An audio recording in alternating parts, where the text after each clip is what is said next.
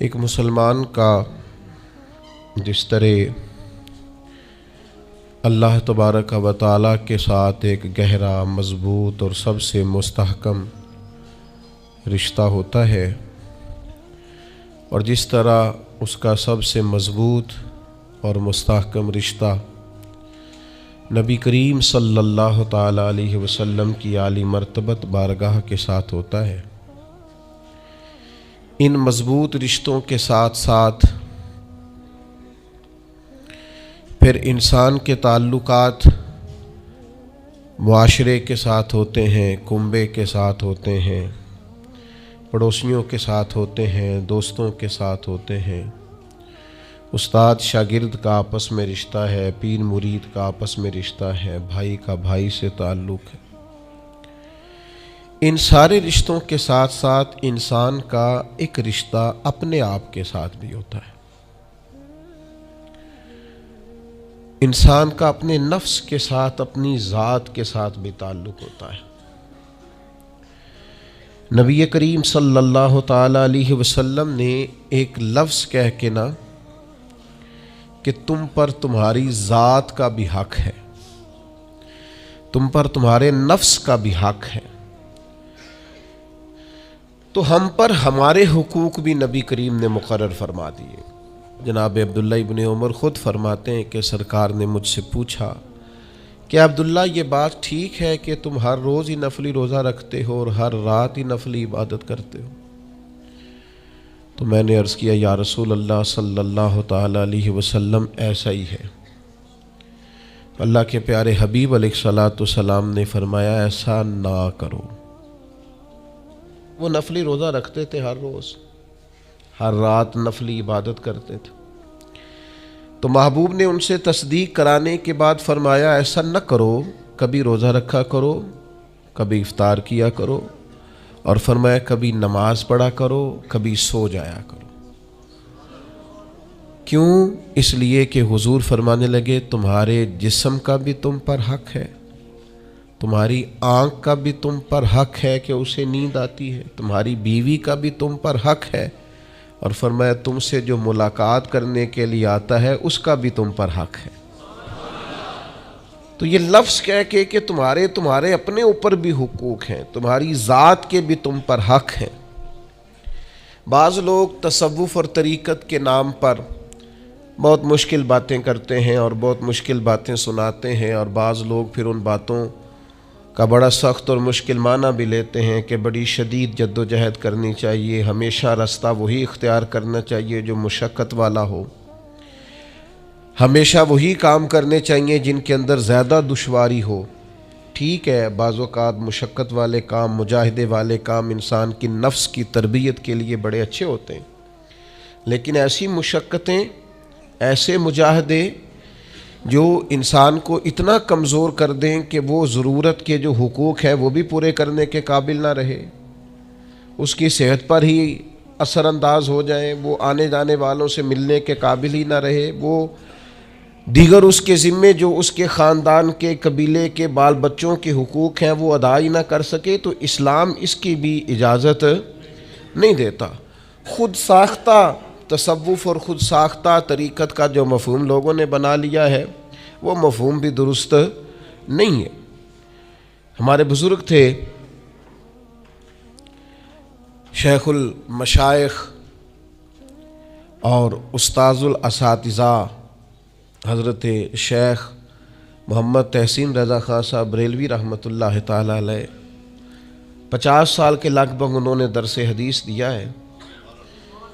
تو میں ان پر ایک مضمون لکھ رہا تھا، میں نے ان سے عرض کی حضور آپ تہجد پڑھتے ہیں؟ فرمانے لگے نہیں، میں عشاء جماعت سے پڑھتا ہوں، اس کو بھی سالوں بیت گئے، اور میں فجر جماعت سے پڑھتا ہوں، یہ بھی میری زندگی کا معمول ہے، لیکن میں سحری کے وقت اس لیے نہیں اٹھ پاتا کہ مجھے صبح 8 بجے بیٹھ کر بچوں کو درس حدیث پڑھانا ہوتا ہے، عشاء کے بعد مجھے مطالعہ کرنا ہوتا ہے، تو میں سمجھتا ہوں یہ بھی میرے لیے نفلی عبادت ہے، لہٰذا میں رات کو بھی کتاب و سنت دیکھتا ہوں اور سارا دن بھی کتاب و سنت پڑھاتا ہوں، امید ہے میرا رب مجھے تہجد کا اجر بھی عطا کرے گا۔ عزیز دوست، آپ یاد رکھیے گا، اس کو سمجھیے گا کہ ہمارے ہاں بعض لوگ بعض چیزوں کو زیادہ دشواری بنا لیتے۔ فلاں آدمی کو میں نے کبھی نفل پڑھتے نہیں دیکھا، یہ طریقت نہیں کہ آپ نے اسے نفل پڑھتے نہیں دیکھا تو وہ صوفی نہیں۔ آپ یہ بتائیے کبھی فرض چھوڑتے تو نہیں دیکھا، کبھی اسے ضروریات دین کو چھوڑتے تو نہیں دیکھا۔ اور نفل تو ویسے بھی انسان کا رب سے ذاتی معاملہ، ہو سکتا ہے سامنے والا چھپ کے پڑھتا ہو سکتا ہے وہ کسی ایسے لمحے میں پڑھتا ہو جب وہ سمجھے کہ اس وقت مجھے تنہائی میسر ہے۔ تو حضور نے فرمایا تمہارے نفس کا بھی تم پر حق ہے۔ جن جن چیزوں کو اللہ رسول نے جائز قرار دیا ہے وہ کوئی شخص بھی استعمال کرتا ہے تو اس کو کوئی شخص ناجائز کر سکتا نہیں، کسی کو بھی اس کا اختیار اور حق حاصل نہیں ہے۔ بلکہ صحیح بخاری کے اندر سیدہ عائشہ صدیقہ رضی اللہ تعالی عنہ کی ایک روایت موجود ہے۔ آپ فرماتے ہیں نبی پاک صلی اللہ تعالی علیہ وسلم نے کوئی کام کیا، بعد میں رخصت دے دی، اجازت دے دی، فرمایا چاہے کرو چاہے نہ کرو، نہ کرنے کی اجازت دے دی، پہلے سرکار نے کیا۔ تو بعض لوگ ایسے تھے جنہوں نے اس رخصت سے فائدہ نہیں اٹھایا، وہ کام کرتے رہے، حضور نے اجازت دی تھی لیکن انہوں نے اس اجازت سے فائدہ نہ اٹھایا۔ تو نبی کریم علیہ السلام کو جب اس بات کا علم ہوا تو محبوب نے اللہ کی حمد کی اور حضور فرمانے لگے یہ بعض لوگوں کو کیا ہو گیا ہے کہ وہ ان کاموں سے بچتے ہیں جو میں کرتا ہوں، یعنی جس رخصت اور گنجائش پر میں عمل کر رہا ہوں اللہ کا محبوب ہو کے، وہ اس چیز کو چھوڑ رہے ہیں، اس سے احتراز برت رہے ہیں حالانکہ میں اجازت دے رہا ہوں۔ اور پھر اللہ کے حبیب علیہ السلام نے کیا خوبصورت انداز میں اس سارے مفہوم کو اتنا سمیٹا کہ اس کو ہمیشہ کے لیے بند کر دیا۔ اللہ کے محبوب فرمانے لگے مجھے اللہ کی قسم میں تم سب سے زیادہ رب کو جانتا ہوں اور میں تم سب سے زیادہ اللہ سے ڈرتا ہوں۔ تو جب میں کسی گنجائش پہ عمل کر رہا ہوں، جب میں کسی ضرورت پر عمل کر رہا ہوں، وہ یہاں ایک دوست تشریف لائے ہمارے پاس تو وہ ہمیں مشورہ دینے لگے کہ آپ کے ہاں بچوں کو چھٹی ہوتی ہے تو وہ تقریباً 1.5 دن بنتا ہے، ظہر کی نماز کے بعد ہفتے کو وہ چلے جاتے ہیں اور اتوار کا سارا دن وہ چھٹی میں رہتے ہیں، تو یہ 1.5 دن پورا ان کا ضائع ہوتا ہے۔ تو یہ تو معاملہ ٹھیک نہیں ہے، اس طرح تو ایسا ہے نا کہ مدارس دینیہ میں کیا کام ہے چھٹی کا؟ تو میں نے ان سے کہا ہو سکتا ہے مدرسے کے طالب علموں کو بھی نیند آتی ہو سکتا ہے ان کا بھی کبھی کسی گراؤنڈ میں جا کے کھیلنے کو جی چاہتا ہو سکتا ہے یہ بھی اسی طرح کے لوگ ہوں جس طرح کے عام بچے ہوتے ہیں، ہو سکتا ہے وہ ساری خواہشات ان کے اندر بھی پائی جاتی ہوں جو باقی لوگوں کے اندر پائی جاتی ہیں۔ آپ وہ پابندیاں کیوں لگاتے ہیں جو پابندی اللہ رسول نے نہیں لگائی؟ جس چیز کو شریعت نے بین نہیں کیا ہم کون ہوتے ہیں اس کو بین کرنے والے؟ سمجھیں؟ ہاں ایک بات ضرور ہے، ہم اپنے وجود کے مالک نہیں ہیں، اس کا مالک اللہ ہے، وہ خالق ہے ہم مخلوق ہیں، وہ معبود ہے ہم اس کے عابد ہیں، وہ ہمارا مالک ہے۔ ہمیں اپنے نفس کو اپنے وجود کو اس کی فرما برداری میں رکھنا۔ نفس کے حق کا یہ مطلب نہیں ہے کہ خواہش نفس میں اگر کوئی ناجائز چیز پیدا ہوتی ہے تو اس کی تکمیل کے لیے بھی ہم دوڑ پڑیں گے، اس کی شریعت کے اندر اجازت نہیں ہے۔ اجازت اس بات کی ہے کہ جن چیزوں کو شریعت نے جائز قرار دیا ہے آپ اگر ان کا حصول چاہتے ہیں، آسانی چاہتے ہیں تو آپ ضرور ان کو اختیار کریں، کوئی منع والی بات نہیں ہے۔ میں نے کہا بعض لوگ نا بعض چیزوں پر شدت کرتے ہیں، یعنی نبی کریم علیہ السلام کے صاحبزادہ گرامی حضرت ابراہیم علیہ السلام کا وصال ہو گیا تو نبی کریم کی آنکھوں میں آنسو آ گئے۔ تو ایک شخص نے حضور سے کہا یا رسول اللہ آپ بھی روتے ہیں، آپ تو صبر کا درس دیتے ہیں۔ تو نبی کریم نے فرمایا یہ جو آنسو نکل آئے ہیں نا یہ بیٹے کی محبت کی علامت ہے، باقی فرمایا میرے دل اور زبان پر وہی ہے جس سے میرا رب راضی ہوتا ہے، میں اللہ سے کوئی شکوہ نہیں کر رہا، اس کی تقدیر پر راضی ہوں، لیکن یہ کہ جو انسان پر اللہ تعالیٰ نے کچھ فطری محبت رکھی، آپ اس کو بھی قبول نہیں کرتے بعض لوگ. تو کچھ لوگ بعض لوگوں پر زیادہ شدت کرتے ہیں، بعض لوگ بعض چیزوں کے معاملے میں زیادہ شدت کا. حضرت عمر کو نبی پاک نے کچھ نذرانہ دینا چاہا، ہدیہ دینا چاہا. ایک ہے آپ کسی سے مانگتے ہیں، ایک ہے کوئی آپ کو دیتا ہے. ان دونوں باتوں میں وہ جو تحفہ لینا دینا ہے اسے تو حضور نے فرمایا محبت بڑھتی ہے. تو حضرت یہ صحیح بخاری میں موجود ہے، نبی کریم نے کچھ دیا تو حضرت عمر عرض کرنے لگے نہیں یا رسول اللہ ضرورت نہیں. تو محبوب نے فرمایا جو بن مانگے ملے وہ تو اللہ کی طرف سے ہے. وہ ایک صاحب مجھے کہنے لگے فلاں صاحب کہتے ہیں ہم چندہ نہیں مانگتے. تو میں نے کہا وہ زیادہ نیک ہونا چاہتے ہیں، کوئی حرج والی بات نہیں. وہ چندہ نہیں مانگتے، وہ زیادہ پرہیزگار ہونا چاہتے ہیں، زیادہ آگے بڑھنا چاہتے ہیں. ورنہ نبی پاک نے تو اعلان کیا ہے کہ تبوک پہ جانا ہے، مجاہدوں کو چندے کی ضرورت ہے. اعلان کیا کہ نہیں کیا رسول پاک نے؟ تو آپ اس کو علماء کی توہین کا پہلو بنائیں گے؟ رسول اللہ صلی اللہ علیہ وسلم نے اعلان نہیں فرمایا؟ اگرچہ مالک کے کل ہیں لیکن حضور نے اعلان کیا. اور قرآن مجید میں تو کفار نے شکوہ کیا ہے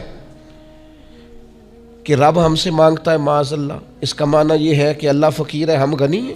یا آپ 28ویں پارے میں دیکھ لیں کہ رب کہتا ہے قرض حسنہ دو، تو آپ کیا معاذ اللہ یہ آیتیں دے کے اللہ پر تنقید کریں گے؟ معاذ اللہ ثم معاذ اللہ، نقل کفر نباشت کہ اللہ لوگوں سے کہتا ہے میرے راستے میں خرچ کرو، اور ایک جگہ نہیں جگہ جگہ کہتا ہے.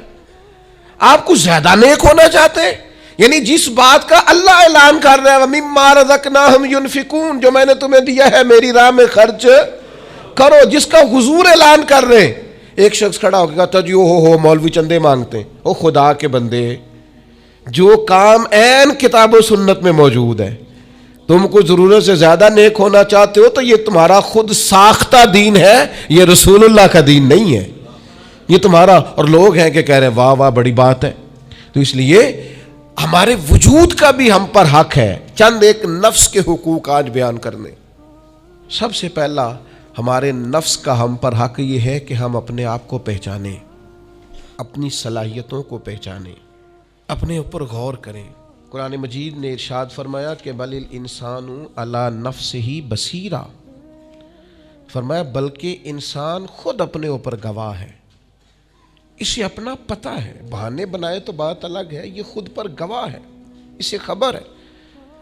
انسان عالم اصغر ہے. ہم نہ اپنے آپ کو پہچانتے نہیں، ہمیں اپنی خوبیوں کا پتہ نہیں ہوتا. یہ جو ہم استاذ کے پاس جاتے ہیں نا، یہ جو ہم مرشد کے پاس جاتے ہیں نا، وہ ہمیں نکھار کے نا تو وہ ہماری خوبیاں ہماری آنکھوں کے سامنے کر دیتے ہیں کہ یہ تمہارے اندر صلاحیت ہے. وہ تراش کے نا پتھر کو تو اسے ہیرا بنا دیتے ہیں، وہ نکموں کو کام کا بنا دیتے ہیں. وہ کیا کرتے ہیں کہ وہ ہمیں ہمارے اپنے آپ سے آگاہ کر دیتے ہیں. یعنی ہے وہی تیرے زمانے کا امام برحق جو تجھے حاضر و موجود سے بیزار کرے اور موت کی شکل میں دکھلا کے تجھے جلوہ یار زندگی تیرے لیے اور بھی دشوار کرے. وہ جو تیرا جینا اوکھا کر دینا، مشکل نہیں میں کہتا اگرچہ اردو ہے لیکن مشکل اور اوکھا، یہ اوکھا ذرا زیادہ وزنی ہے. جو جینا اوکھا کر دے وہ درویش ہوتا ہے، جو تیرے لیے مشکل کر دے. بھائی اپنے آپ کو پہچانے، اپنے اوپر غور کریں. اللہ تعالیٰ نے بنایا ہے اور بنانے والا کہتا لقد خلقنا الانسان فی احسن تقویم. بنانے والا کہتا ہے میں نے تجھے بڑی بہترین ساخت میں بنایا. او انسان میں نے تجھے بڑا ہی سونا بنایا. کوئی تیرے ناک پر تنقید کرے تو کرے، تو کہے تجھے پتہ نہیں یہ چاہت کس کی ہے، میں مرضی سے نہیں بنا، یہ بنانے والے نے بنایا ہے. اس نے تجھے سونا بنایا، تو اپنے آپ کو پہچانتا ہی نہیں. تو جو ہے نا خدا جانے بلندی ہے کہ پستی پر جہاں میں ہوں وہاں کوئی نہیں ہے. تو اپنے قد سے بھی پیار کر، تو اپنے رنگ سے بھی پیار کر، تو اپنے وجود کی ساخت سے بھی پیار کر. اور پھر وہ کہتا ہے تجھے بنایا، باقی سارا کچھ تیرے لیے بنایا. هو الذی خلق لکم ما فی الارض جمیعا. رب کہتا ہے زمین میں جو کچھ ہے نا میں نے سارا تیرے لیے بنایا. تجھے اللہ رسول کے لیے بنایا ہے، اور باقی زمین میں جو کچھ ہے وہ سارا تو پہچانتا ہی نہیں یہ ہر چیز مسخر ہے تیرے سامنے. اتنا بڑا ہاتھی ہوتا ہے اور ایک عام آدمی ہلکی سی چھڑی لے کے اسے چلا رہا ہوتا ہے. اونٹ کتنا لمبا چوڑا وزنی ہوتا ہے لیکن ایک عام آدمی اس کے ناک میں نکیل ڈال کے اسے گھما رہا ہوتا ہے. کتنی بڑی بھینس ہوتی ہے لیکن چھوٹے سے بچے نے مہار پکڑی ہوئی ہوتی ہے. ایک عام آدمی پائلٹ بن کر جہاز پہ بیٹھتا ہے اور منوں ٹنوں کے حساب سے وزن ہے، افراد ہیں، لیکن ہواؤں پر سواری کر کے اسے چیرتا ہوا وہ مہینوں کی منزلیں گھنٹوں میں طے کر کے کراس کرتا ہے. تسخیر کائنات کے لیے تجھے بنایا ہے، تو سو رہا ہے، تو جاگتا ہی نہیں، تو اپنے آپ کو پہچانتا ہی نہیں. اقبال سے کسی نے کہا میں رب تک جانا چاہتا ہوں تو اقبال کہنے لگے عجب نہیں کہ خدا تک تیری رسائی ہو، پر تیری نظر سے تو پوشیدہ ہے آدمی کا مقام. تو بندے کے مقام کوئی نہیں سمجھ سکا ابھی تک. من عرف نفسہ فقد عرف ربا. درویش کہتے ہیں جو اپنے آپ کو پہچان گیا وہی تو اپنے رب کو پہچان گیا. اپنی قدر کو پہچانے، اپنی اہمیت کو پہچانے. آپ کے اندر بڑی صلاحیتیں پنہا ہیں. چھوٹی چھوٹی باتوں میں پریشان ہو گئے، کام نہیں ملتا، کاروبار نہیں چلتا، اور تیرے پاس بڑا کچھ ہے یار، کام نہیں بھی ملتا. تو اگر وقتی طور پر کوئی حالات خراب ہیں تو اپنا قد کاٹ تو دیکھ، اپنا حسن تو دیکھ، اپنی سوچ تو دیکھ، تفکرات تو دیکھ. تجھے بنانے والے نے کوئی کمی چھوڑی نہیں، اس نے کمال کر دیا ہے، قدرت نے رنگ بھر دی ہے تیرے وجود میں. کبھی تو اپنے رب کے شاہکار ہونے کی نظر سے اپنے آپ کو دیکھے، تجھے اپنے آپ سے پیار ہو جائے، تجھے اپنے آپ سے محبت ہو جائے. وہ میں کبھی تنقید کیا کرتا تھا کہ یہ جوان شیشوں اور آئینوں کے سامنے بڑی دیر تک کھڑے رہتے ہیں. تو ایک دن ایک سادے سے بزرگ مجھے کہنے لگے یہ جو آئینے کے سامنے کھڑا ہے نا، یہ بھی رب کی تخلیق کوئی دیکھ رہا ہے. یہ کہہ رہا ہے کریم نے کمال نہیں کر دیا مجھے بنانے والا، حد نہیں کر دی. کیا حسن کے جلوے، کیا خوبصورتی اور کیا نورانیت اس نے پیدا کی ہے انسانی. اور پھر یہ جو دیا بن مانگے دیا. ایک بات یہ کہ اپنے نفس کو پہچانے، اور دوسری بات یہ ہے کہ عزت نفس کا بھی خیال کریں، اپنے آپ کو رسوا نہ کریں.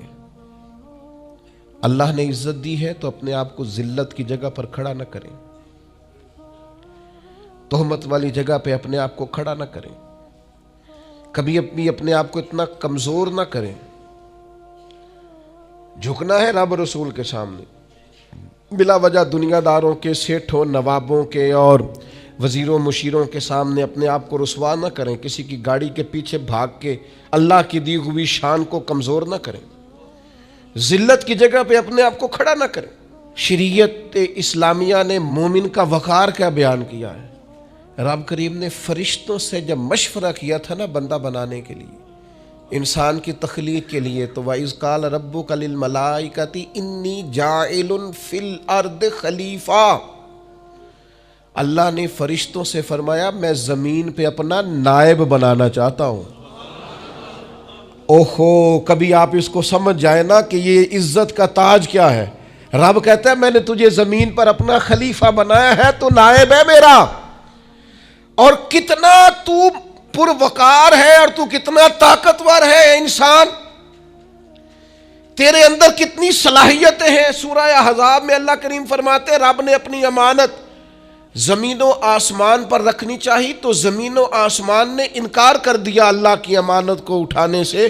وَحَمَلَهَا الْإِنسان، اور انسان نے اس امانت کو اٹھا لیا.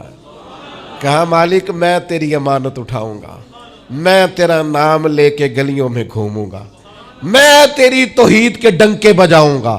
حضرت انسان نے کہا میں تیرے نام کے نعرے لگاؤں گا، میں تیری عبادت کروں گا، میں تیرے لیے نکلوں گا، میں تیرے لیے خیرات کروں گا، میں تیرے رشتے میں اپنی صلاحیت. وَحَمَلَهَا الْإِنسان، انسان نے امانت اٹھائی اور کہا مالک میں نکلوں گا تیرے نام کی سربلندی کے لیے، میں تیرے نام پر جہاد کروں گا. اگر جان دینی پڑی تو دعائیں مانگ مانگ کے کہوں گا مالک میں تیرے رستے میں شہید ہونا چاہتا ہوں. اللہ کی امانت کو حضرت انسان کیوں اپنے آپ کو رسوائی والی جگہ پہ کھڑا کرے، کیوں کمزور کرے. بہت پہلے کہا تھا فقیر آدمی ہوں، جو باتیں کہتا ہوں کوشش کرتا ہوں سوچ سمجھ کے کہوں. بہت پہلے کہا تھا میں نے کہ جو اپنی برادری کو بڑا جانتا ہے اس کی زیادتی نہیں، زیادتی اس کی ہے جو اپنی برادری کو سب سے چھوٹا جانتا ہے. تو بڑا نالائق ہے، تو کہتا ہے میں چھوٹی برادری میں پیدا ہوا ہوں. تو مرضی سے پیدا ہوا ہے، یہاں تجھے تیرے رب نے پیدا کیا ہے. جو ماں تیرے، میں نے ایک دفعہ کہا کچھ دوستوں سے، کہنے لگے کدھر جا رہے ہیں؟ میں نے کہا اپنے والد صاحب کے مزار پہ. کہنے لگے پیر تھے؟ میں نے کہا نہیں. عالم تھے؟ میں نے کہا نہیں. کسی بہت بڑے ادارے میں کسی صدر نشین کی سیٹ پہ بیٹھتے تھے؟ میں نے کہا نہیں. وہ ٹریکٹر پر بیٹھ کر کھیتوں میں ہل چلاتے تھے، شام کو بھینسوں کا دودھ دھوتے تھے. وہ کسان تھے، وہ محنت کرتے تھے. پھر وہ تاجر تھے، چھوٹی سی تجارت کرتے تھے. لیکن مجھے اگر کوئی کائنات میں پوچھے گا نا خوش نصیب کتنے ہو، تو میں کہوں گا میں نے اس طرح کا باپ نہیں دیکھا جس طرح کا اپنا باپ دیکھا. اس لیے کہ میری شخصیت میں اگر کوئی نکھار ہے تو سب سے زیادہ رنگ میرے ابا جی کے بھرے ہوئے. تو میں کیسے انکار کروں؟ سب سے زیادہ ان کے دیے ہوئے رنگ ہیں شخصیت کے اندر، ماں باپ کے. او بھائیوں، ناز کے ساتھ زندگی گزاری جاتی ہے. کبھی اپنے آپ کو رسوائی والی جگہ پہ کھڑا نہ کریں، کبھی اپنے آپ کو کمزور نہ کریں، مضبوط رہیں، طاقتور رہیں. اور تیسری بات، ایک تو اپنے نفس کو پہچاننا ہے، دوسرا اپنی عزت کرنی ہے. کس کی عزت کرنی ہے؟ اپنی عزت کرنی، تکبر نہیں کرنا، اپنی عزت کرنی ہے. عربی کے کسی شاعر نے کہا تھا جو اپنی عزت نہیں نہ کرتا اس کی عزت بھی کوئی نہیں کرتا. اب وہ آپ نے ایک عام محاورہ سنا ہوگا، اپنی عزت بندے کے اپنے ہاتھ میں ہوتی ہے. اس کا معنی کیا ہے؟ آپ کبھی بھی کوئی ایسا کام نہ کریں جس سے آپ کی ذلت ہو.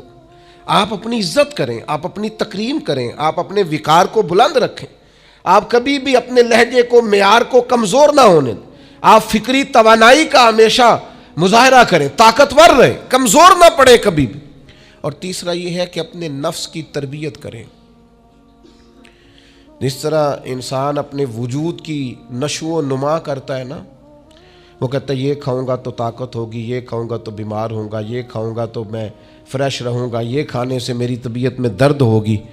اسی طرح وہ اپنی تربیت کرے، اپنی نشو و نما کرے، اپنی روحانی تربیت پر توجہ دے. وہ دیکھے یہ کام کرنے سے میری طبیعت گناہ کی طرف مائل ہوتی ہے، اس بری صحبت میں بیٹھنے سے میرے اندر بعض بری چیزیں آتی ہیں، اس کے پاس بیٹھنے سے سوچے میری گدلی میلی کچیلی ہوتی، اور اس شخص کی صحبت جو ہے وہ مجھے تازہ کرتی ہے، اللہ کے قریب کرتی. تربیت نفس پر توجہ دیں، اپنی باطنی کیفیات کو ملاحظہ کریں. اپنی تربیت سب سے زیادہ انسان خود کر سکتا ہے. بل الانسان علی نفسہ بصیرہ، انسان خود اپنے اوپر گواہ ہے. وہ خود محسوس کرے کہ کہاں کہاں میرے اندر غلطیاں ہیں، کہاں کہاں میرے اندر کمزوریاں ہیں. وہ ان ساری چیزوں پر متوجہ رہے. ڈاکٹر نے دوائی دینی ہوتی ہے، اور دوائی دینے کے بعد وہ کہتا ہے یہ نسخہ ہے اور یہ کھانے کی ترتیب ہے اور یہ آپ کی پرہیز ہے. اب مریض کہے کہ جناب ڈاکٹر صاحب کوئی نظر کریں آپ تاکہ میں نہ نظر سے ٹھیک ہو جاؤں، تو ڈاکٹر کہے گا میری نظر یہی ہے جو میں نے نسخہ لکھا ہے نا، یہی نسخہ ہے، یہ دوائی کھائیں. یہ وہ لوگ آتے ہیں پیر صاحب کے پاس، کہتے ہیں کوئی نظر کریں میں نیک ہو جاؤں. بھی پیر صاحب نے نسخہ بتایا نا، 5 نمازیں پڑھو، نماز کے بعد یہ والا ذکر کرو. پیر صاحب نے بتایا نا اس کام سے پرہیز کرو، تو آپ ان بات مانیں انشاءاللہ اللہ شفا عطا فرمائے گا. آپ اس نسخے پر، وہ پیر فیض الحسن شاہ صاحب رحمۃ اللہ علیہ آل و معار شریف والے فرمایا کرتے تھے، مرید کہندے نے سانو نمازاں نہ پڑھاؤ، اللہ اللہ نہ کراؤ، ایویں ہی پہنچاؤ. تو کہتے ہیں یہ ایویں والا کام ہو سکتا؟ ہاں، جو شریعت کے احکام ہے وہ تو سارے کرنے پڑتے ہیں. اور پھر لوگوں کو نا ایسے موقع پہ بابا بلے شاہ جی یاد آ جاتے ہیں. کہتے بلے شاہ نو مرشد ملے ہے تے انہیں ایویں ہی جا بخشایا ہے. او نا 300 پہلی زمین ہوندی سی بابے بلے شاہ دی، انہیں ساری دیتی دی اللہ دی راہ وچ. ایویں جڑا جے نا وہ اے والا ایویں جے. نیرا شیر نہ پڑھو، پیچھے پلٹ کے دیکھو تو صحیح اس شخص نے کمال کیا کیا کیا ہے. مجھے اتنا نظر آ رہا ہے وہ بلے شاہ نو مرشد ملیا جنہیں ایویں جا بخشایا، وہ ایویں ان کی عاجزی ہے، وہ ان کی عاجزی ہے، وہ انکساری ہے. وہ کہتے ہیں کہ مجھے بہت زیادہ مشقت نہیں کرنی پڑی، ایک ہی مرشد سے سارا کچھ مل گیا ہے. یہ اس بات کا ترجمہ ہے، اس کی تشریح ہے. من مانی باتیں، من مانی آپ تربیت اپنی کریں، اپنے اوپر غور کریں. اور چوتھا، ہمارے نفس کا ہم پر حق یہ ہے کہ اپنے نفس کا احتساب کریں، اپنے نفس کو اللہ کی رضا کے مطابق ڈھالیں، اس کا محاسبہ کریں. جو لوگ حساب کتاب نہیں نہ رکھتے، ہمارا ادارہ ذرا بڑا ہوا ہے تو ہم نے اسپیشل اکاؤنٹ میں پکا بندہ رکھ لیا ہے. پہلے ایک دوست کام کرتے تھے رضاکارانہ طور پر، شام کو بیٹھتے حساب کتاب کر دیتے. کمیٹیوں میں ایک شخص کیشیئر ہوتا ہے. پھر اب ادارہ بڑا ہو گیا، نظم بڑا ہو گیا، کام بڑا ہو گیا. اب وہ ایک آدمی شام کو اگر بیٹھے گا تو کرے گا نہیں، تو مستقل ایک صاحب ہیں جو ڈیوٹی کرتے، نظام کو دیکھتے. کیونکہ اگر حساب کتاب نہ رہے تو چیزیں ٹھیک چل سکتی. سب سے زیادہ وہ تاجر ناکام ہوتا ہے جو کمائی کرے اور خرچ کا حساب ہی نہ رکھے، جس کو پتہ ہی نہ ہو آمدن خرچ میں بیلنس کیا ہے. اس لیے حضرت عمر رضی اللہ تعالیٰ عنہ ارشاد فرماتے ہیں اپنا حساب کرو اس سے پہلے کہ قیامت میں تمہارا حساب کیا جائے. اپنے نفس کا محاسبہ ضرور. ہم نہ ساری زندگی دوسروں کا حساب کرتے رہتے ہیں، فلاں کہاں سے کماتا ہے، کہاں کھاتا ہے، کہاں پہنچ گیا، کون سی سیاست کی، کس کے پاس اٹھتا بیٹھتا ہے، کہاں سے آتا جاتا ہے، چلاک بڑا ہے، فلاں سے مل گیا. اور ساری زندگی دوسروں کا خیال رکھتے گزر گئی. اس سے زیادہ بھی کبھی اپنا رکھا ہوتا نا تو بات کہاں سے کہاں پہنچ جاتی. محاسبہ نفس کرنا، اور کتنا کرنا ہے، اس نفس کو قابل بنانا ہے. حضرت سیدنا عبداللہ ابن سلام رضی اللہ تعالیٰ عنہ نے لکڑیوں کا گٹھا، پرانے زمانے کے اندر ایندھن لانا، لکڑیاں اکٹھی کر کے لانا، یہ بھی روزمرہ کی ڈیوٹیوں میں سے ایک ڈیوٹی ہوتی تھی. وہ ڈیوٹی آج کل ہم ماہانہ گیس کا بل دے کے پوری کرتے ہیں.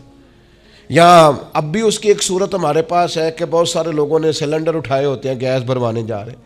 تو اس سے کچھ عرصہ پہلے یا آج بھی دیہی ماحول کے اندر بعض لوگ شام کو لکڑیاں اکٹھی کر کے لاتے تھے کہ وہ آئیں گی تو کھانا پکے گا ایندھن کے لیے.